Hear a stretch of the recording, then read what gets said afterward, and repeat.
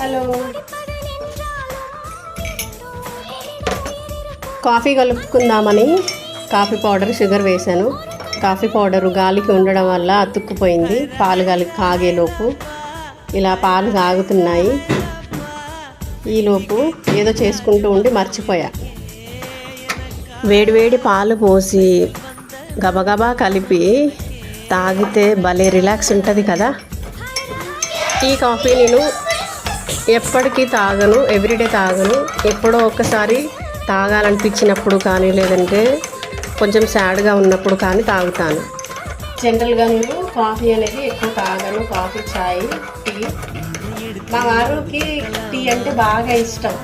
But నేను చేస్తా అంటే చెయ్యనివ్వను, గ్యాస్ ఫామ్ అవుతుంది ఎందుకు అనేసి తాగాను. కానీ ఇవాళ బయటికి వెళ్ళొచ్చాను. ఒక ఇన్సిడెంట్ జరిగింది, దానివల్ల బాగా తలనొస్తుంది. సో ఏం చెయ్యాలో అర్థం కాక అది డైవర్ట్ అవ్వడం కోసం ఇప్పుడు కాఫీ కలుపుకొని తాగుతున్నా. అంత పిచ్చిలేసింది బయటికి వెళ్ళి వచ్చేసరికి.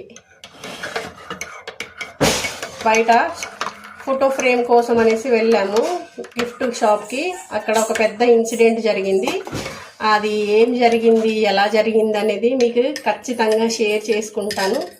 నా హ్యాపీనెస్ అయినా, సాడ్ అయినా, ఏదైనా మీ అందరితో ఖచ్చితంగా షేర్ చేసుకుంటాను. మీలో ఎంతమందికి ఇలా సాడ్ మూమెంట్లో ఉన్నప్పుడు కాఫీ, టీ ఆర్ ఫుడ్ తినడం ఇష్టమో కామెంట్ చేయండి. నేనైతే బాగా బాధేసినా, లేదంటే బాగా హ్యాపీగా ఉన్నా ఖచ్చితంగా ఫుడ్ తినడం అనేది ప్రిఫర్ చేస్తాను. దానివల్ల